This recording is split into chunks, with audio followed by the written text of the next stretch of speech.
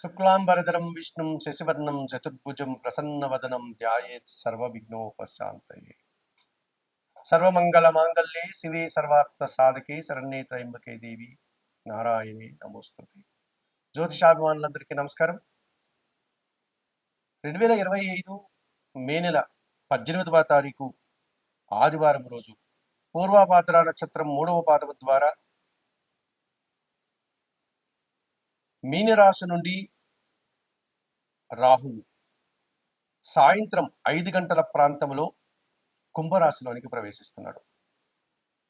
అదే రోజు అదే సమయానికి కేతువు కూడా ఉత్తర నక్షత్రం 1వ పాదము ద్వారా కన్యారాశి నుండి సింహరాశిలోనికి సాయంత్రం 5 గంటలకు ప్రవేశిస్తున్నాడు. అదే ఆదివారం రోజు. ఈ రకంగా మే 18 సాయంత్రం 5 గంటలకు రాహు మీనరాశి నుంచి కుంభరాశిలోనికి, కేతువు కన్యారాశి నుంచి సింహరాశిలోనికి ప్రవేశించడం వల్ల రాహుకేతువులు ఇద్దరూ కూడా తమ యొక్క మార్పును ప్రారంభించడం వల్ల ఈ 12 రాశుల మీద వీటి ప్రభావం ఎలా ఉంటుంది? సహజంగానే మనము ఈ ఛాయాగ్రహాలైనటువంటి రాహుకేతువుల గురించి మనం మాట్లాడుకున్నప్పుడు ఇవి ఒక్కొక్క రాశిలో 18 నెలల పాటు అనగా 1.5 సంవత్సర కాలం తమ యొక్క ప్రయాణాన్ని కొనసాగిస్తాయి. శని భగవానుడు ఎలాగైతే 2.5 సంవత్సరం ఒక్కొక్క రాశిలో ప్రవేశించే సంచారాన్ని కొనసాగిస్తాడో, గురువు ఎలాగైతే సంవత్సర కాలం తన సంచారాన్ని ఒక్కొక్క రాశిలో కొనసాగిస్తాడో, ఈ రాహుకేతువులు మాత్రం ఈ మే 18 నుంచి 18 నెలలు అనగా 1.5 సంవత్సర కాలం రాహు కుంభరాశిలో, కేతువు సింహరాశిలో తమ యొక్క సంచారాన్ని కొనసాగిస్తారు. సహజంగా రాహు గురించి మనం మాట్లాడుకున్నప్పుడు ఒక పొగ వంటి ఆకారం, భయంకర రూపం, నల్లని శరీరం, వాత ప్రవృత్తి కలిగినటువంటి స్వభావం, వన సంచారం, అతిధైర్యం, సాహసం, పదవి వ్యామోహం, జూదం, గ్యాంబ్లింగు, దురాశ, అత్యాశ, అన్య భాషాభిమానం, అన్య దేశాభిమానం, బలాత్కారం, భ్రష్టత్వం, దొంగబుద్ధి, గొడవలు, కలహాలు, యుద్ధాలు, కేవలం ధనార్జనే ధ్యేయంగా ఉండడం, లేక పదవే ప్రధానంగా భావించడం, కుల మతాలను వ్యతిరేకించడం, సంస్కృతి సంప్రదాయాలను త్యజించడం, ఇటువంటి ఈ లక్షణాలన్నీ ఈ రాహువుకు ఉంటాయి. గంగా స్నానం, పితృతర్పణాలు, మరణాలు, శ్మశాన భూములు, ఇటువంటి స్వభావం కలిగినటువంటి ఈ రాహువు ఇప్పుడు కుంభరాశిలోకి ప్రవేశించాడు. ఇక కేతువు ఇంచుమించుగా రాహు లక్షణాలన్నీ కలిగి ఉండి వాటితో పాటు వైరాగ్యం, మంత్రజపం, అనుష్ఠానం, వేదాంతం, దైవజ్ఞానం, నిరాడంబరత, దీక్షలు, వ్రతాలు, పూజలు, తీర్థయాత్రలు, భిక్షాటన, తంత్ర విద్యలు, సన్యాసం, దేశాటన, తీర్థయాత్రలు, సంసారానికి దూరంగా ఉండడం, నపుంసక లక్షణాలు, సన్యాస లక్షణాలు, ఇవన్నీ కూడా కలిగి ఉంటాడు ఈ కేతు. మరి ఇటువంటి కేతు ఇప్పుడు సింహరాశిలో 18 నెలల పాటు ఆయన ప్రయాణాన్ని కొనసాగిస్తున్నాడు. అందుకే మన వాళ్ళు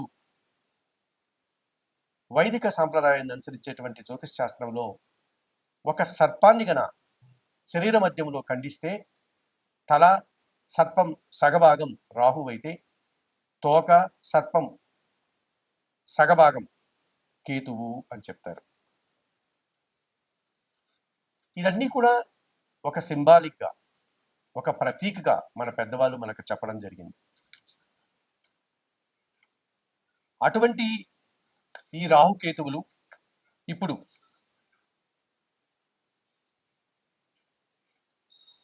కుంభరాశిలో రాహువు,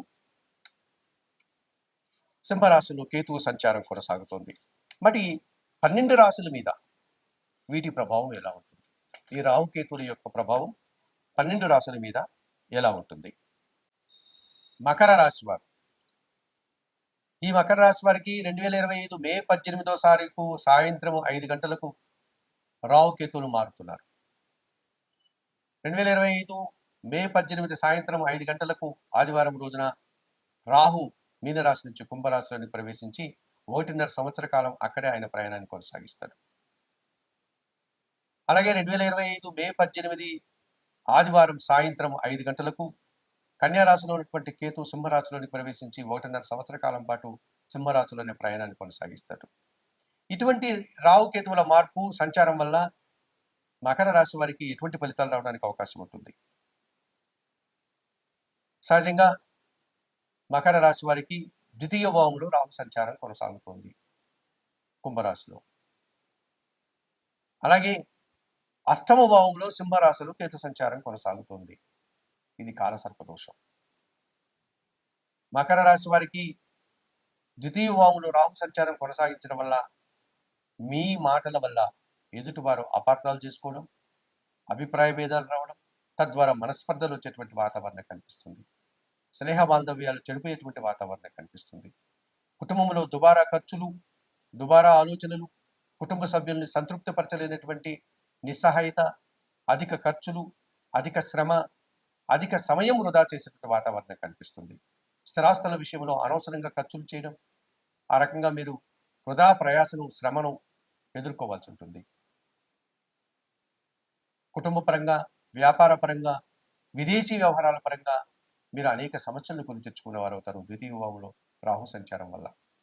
అలాగే అష్టమ భావంలో కేతు సంచారం వల్ల ఆర్థిక సమస్యలు, అనారోగ్య సమస్యలు, అనవసరమైనటువంటి కార్యక్రమాల్లో తలదూర్చి నిందలు పడ్డం, సమాజంలో ఒక చెడు వ్యక్తిగా 10 మంది మిమ్మల్ని వేలెత్తి చూపించేటువంటి పరిస్థితిని మీరు కొని తెచ్చుకున్న వారు అవుతారు. ఈ రాహుకేతు దోషం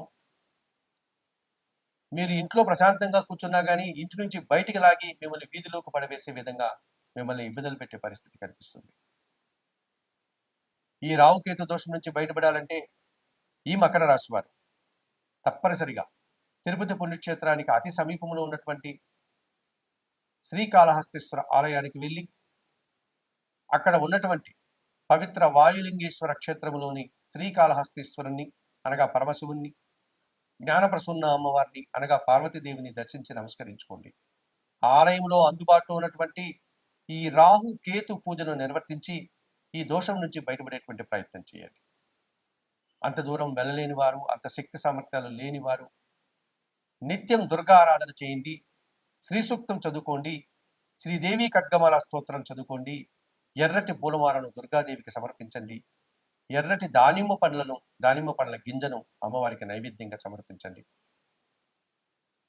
అలాగే నిత్యం కుటుంబంలోని ఒక చిన్న గణపతిని విగ్రహాన్ని ఏర్పాటు చేసుకుని నిత్య గణపతి ఆరాధన చేయండి.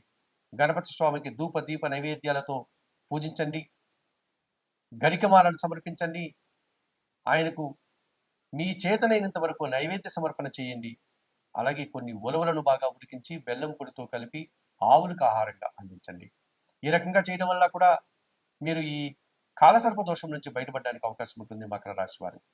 మరి ఈ రాహుకేతుల మార్పు, రాహుకేతుల యొక్క సంచారం, ఈ ద్వితీయంలో రాహువు, అష్టంలో కేతు సంచారం వల్ల ఈ కాలసర్ప దోషం వల్ల నివారణ కోసం చెప్పిన విషయాలన్నీ స్వీకరిస్తూ పరిహారాలు పాటిస్తూ ఆయురారోగ్యాలతో ఆర్థిక అభివృద్ధిని పొందాలని మకర రాశి వారిని మరింతగా కోరుకుంటూ సర్వే జనా సుఖినో భవంతు.